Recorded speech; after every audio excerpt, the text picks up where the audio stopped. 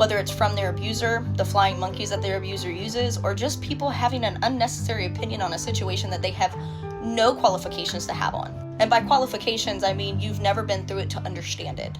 So what I will say is this: doesn't matter what my job is as a relationship trauma-informed coach, helping people through abuse, reading signs and situations, unlearning cycles, regulating the nervous system, so forth and so on.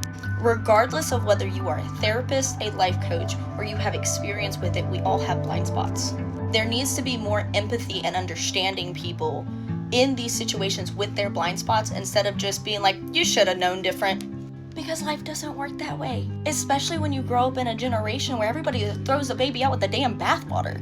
Only because they yelled at me 3 times this week doesn't mean that they're an abusive person. But if they were yelling at me and laying their hands on me, that's a problem. But also, was the yelling manipulation? Was it name calling? Was it insults? Was it emotional abuse? Psychological warfare? Or was it just them having a bad day? You don't know, regardless of your education, until you get more information on a situation. So yes, I can sit here and say I know these things and this is basically what it is. But that doesn't mean I sit there and throw people to the side as soon as they have a bad day. It just means that I take the jar of knowledge, I put it on the shelf, and I wait to see if this is a consistent pattern. That's called wisdom. That's called education. We need to stop using phrases of you should know better, why didn't you this, why didn't you that. When any of a situation as a abuse survivor comes from, when they learn and they know, as soon as they have a consistent pattern of red flags and situations, knowing that this is a problem, they end up leaving. They usually don't end up staying.